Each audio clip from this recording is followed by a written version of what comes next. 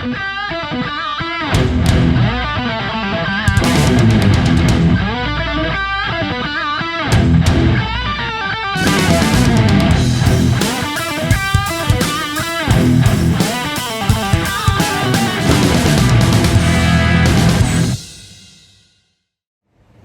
my name is Rich Howard, and this video is to bring you an update as to our progress at Horseshoe, our new location that we're slowly building and slowly developing. Come on inside, let's take a look.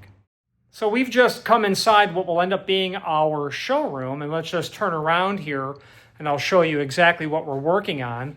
So what I have over here is just going to be a collection of different items that's going to be either inventory or on display. In this area here of the showroom, it's going to end up being retail space. We're going to have locksmithing services that will occur in here, items on display, primarily tools, specialty tools that we supply to the market. Also, what I have of great interest is my collection of antique locks, which is in this pile here.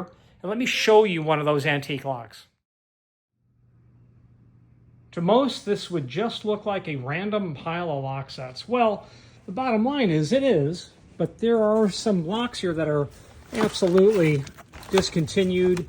That is a Schlage E-grip. That's a Murchison 625 is what that is. They've not made this lock in probably 3 decades, and that's not positively antique. It is absolutely rare and very difficult to get our hands on. Now, something just happened that is truly amazing, and let me flip the camera around to show you. Here at Architectural Builders Supply, we're a 5-generation family that sells builders hardware. And what is interesting about that is my dad, who's been retired for probably 20 years, was at a Goodwill or a Salvation Army. And what happened was he discovered a cache of locks and panic devices, actually. And he texted me some pictures of these locks and asked me if I had any interest in them and whether or not they were worth the asking price of $65 for the entire lot. And it was right out of the cartoons, hamana, hamana, hamana, hamana. And the reason that it's actually amazing, because in my 33 years, I've never actually seen one of these locks. And in this box, I've got 5 of them. I went from only seeing them in a catalog to 5 of them. This is Schlage's C-Series locks. A C-Series lock, you'd have to be a locksmith to know what it is, most likely, and someone with a lot of experience. This is a grade 1, and that means extra heavy duty. And it is what is called a marine grade lock, in the sense that it is all non-ferrous is what this is. This is a D-Series lock. It's the same as a D lock, except that it's stainless steel. Everything is non-ferrous, so the people that would call and ask for these locks would be people like the Coast Guard, because it's meant for those applications that require a non-ferrous lock.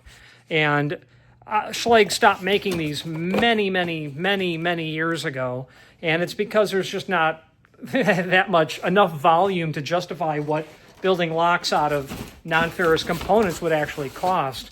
So truly amazing to have a trove of the C-Series locks. C40, that's a privacy. That is a D-Series. That's a classroom in a C-Series. And then we've got some more in this box, so truly amazing. And so what else is in this pile, you might ask, other than a unicorn, a mythical unicorn like that Schlage series? A lot of Schlage E-locks. I do collect those because of how unusual they are, especially in the year 2024, 2025 now, and other locks that are just going to be truly remarkable. As a follow-up is when I get all of this material on display in here, and in this room is where that display is basically going to occur. Let me show you the other side of the showroom. Okay, this other side of the showroom, we've got more inventory. We have a tremendous quantity of our Bosch tool inventory. We'll have power tools on display in here, as well as our 3D photography machines are currently set up here, okay? And this entire space, sorry about the hand, will be our showroom. All of this that you see everywhere here will be retail space, workspace, countertop, sales, walk-in trade, and that's what's happening in here. Now, let's go to the warehouse and let's see what's happening back there. Now, as we leave what will end up being the retail space, we've got the shop.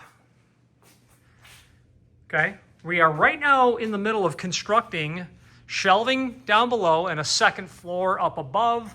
We're going to take advantage of the height that's here by being able to have a second floor. This area inside of here is going to be the woodwork and metal shop. I've got these double stacked 2x6s here, and the logic of what we're going to use all of this for is going to be to store big, long, heavy items that the fork truck will bring in and store up above there and take advantage of all of that. We'll pull all that ductwork out that's there to make room for the fork truck to come in right through this overhead door that's here, okay? And that's what's happening in the entire space, actually. Lots of room for inventory management of just the typical piece parts that we sell, but also the larger pieces that we'll need for the CNC machine and the items that we make on the CNC machine. I've got a potential customer that needs 3,400 of these shims, are what these are called. This is just tempered hardboard. The actual shims will be made out of plexiglass. Here is the piece of plexiglass that I created the initial prototypes out of to send to the client. But the problem that I was having with the tool was that it wasn't, the software I don't believe was really giving me the best estimate in terms of runtime, how long it would take the machine to produce about 90 of these shims out of each sheet of plexiglass. So I decided to run a full-scale test out of tempered hardboard. And this is all of the shims that one sheet of tempered hardboard created. It's about 90 of them. And I found that the amount of time it took was far shorter than the software was estimating. Here's what I'm creating, actually. These are pieces of material that are going to be used as a custom crate to ship something in that has to be properly crated. And what's neat about the tool is that it is very efficient. Well, it's very easy to cut them once you load the machine with the parts. And this is kind of what's left over of this particle board that we have that's, quite frankly, scrap. And this is here the CNC area that we're working in.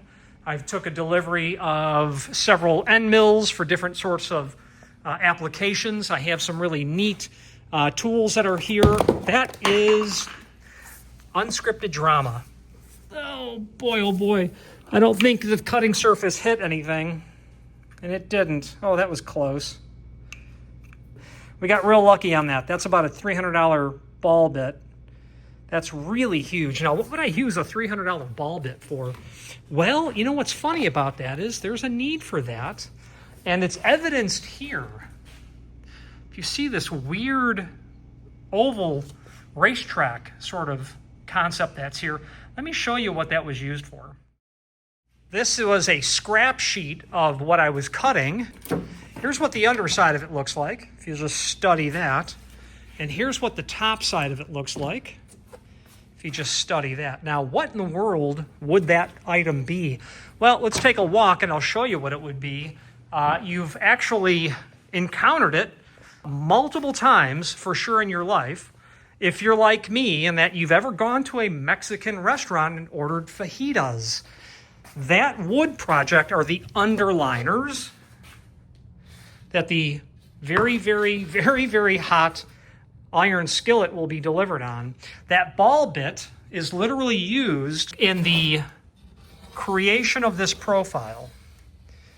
And what's nice about the CNC is that you're able to build or cut things like this.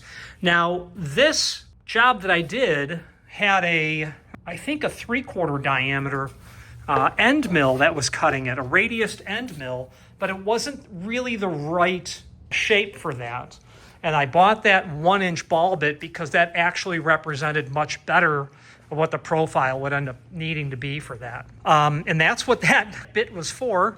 Luckily, we didn't damage it as we were attempting to show it to you.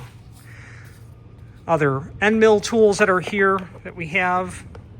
And when it comes to determining what can be done on a CNC machine, it's also part and parcel with the idea of, well, do I have the tooling to do it?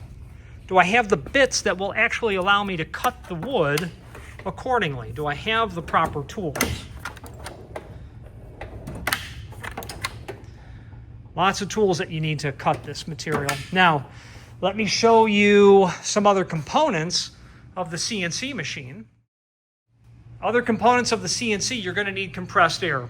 This tool has a 9-position tool changer on it, so I can pick up different bits that will do different jobs. You're also going to need dust collection, and that's what those things over there are for. Well, what I'm going to be doing is moving the dust collection onto this far wall and build an enclosure for it so as to reduce the decibel level in the space. And I will have a impeller motor that will pull dust up rather than run it into this separator into the 2 dust collectors. I've got probably 3,000 CFM coming out of here into these 2 wood dust collectors. That dust collector I use exclusively for cutting aluminum. Those are all aluminum chips that are there. There's probably 20 pounds of aluminum in there. Doesn't seem like a lot, except we're going to save all that and we're going to have that all recycled, meaning we're going to take all the aluminum chips to a recycler and sell it to them. Stacks of the particle board that we're using for jobs, for projects that we're running. We have a vacuum hold down system on this, and there are not 1, but 2 vacuum pumps, so that we're pulling over 20 bar of mercury to hold the workpiece down. And yeah, those make a racket, but they allow you to fixture the workpiece down. Now, everything that we've just showed you is just basically 1/2 of the warehouse. Let me show you the other half of the warehouse. So on the back of the building, we've got units 8 and 9. It's all joined. This is going to be the area where we're going to do our shipping and receiving at. So what's occupying the space right now is the fork truck. That's 3 sheets of 4x8 1/2-inch thick 6061 aluminum. That's used for different types of projects. I was cutting some custom pull handles for a very famous TV and movie studio that everyone has heard of. You don't need to be into superheroes to have heard of that studio. This will be where we're doing shipping and receiving after all of this is out. Here's our tool corral that we'll have here. This is what is going to be the main aisle, in the sense that these bins that are on either side that go all the way down, they're going to be replicated by these doors that are here. I've got a Rixson floor closer here, and we're going to replicate the bins right into the door. Now, what's neat about the door is that it absolutely serves as a passageway to cut through, but as we look down the main aisle, we're going to have nothing other than white bins for all of the tiny little pieces that exist.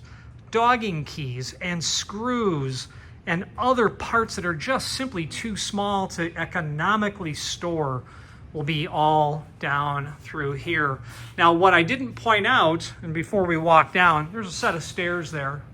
That set of stairs currently goes nowhere, but I'm going to show you where it's going to end up, in the sense that that set of stairs will allow you to walk up over here and then down the main aisle at a second floor type level. Lots of 16-foot 2x4s here. Roof hatches, those are going to go up in that deck area. And here's the other set of stairs. So this set of stairs is going to connect to the other set of stairs, so that once you go upstairs, you're not trapped. Now, if you know anything about being in a warehouse and adding all this wood, it sure makes it dark in here. That's part of what's going to be the platform of the second floor. What I've decided to do, and it's kind of a fingers crossed, but that's 1/2-inch thick polycarbonate. What my plan is I'm going to use as a floor structure that we're going to walk on that 1/2-inch polycarbonate.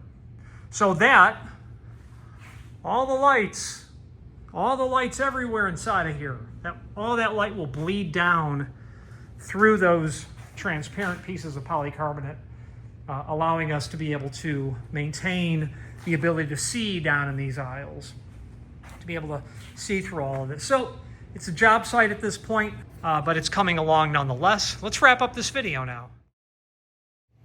So in conclusion, this is the year-end video of what's happening at Horseshoe, and we will update you as there's a substantial update to happen. And thank you for your business. Thank you for watching. And if there's anything that we can help you with in terms of builder's hardware, please feel free to reach out to us. Thank you. Thank you for watching, and if you've enjoyed this video, please click thumbs up. Please subscribe and maybe even send the video to someone that you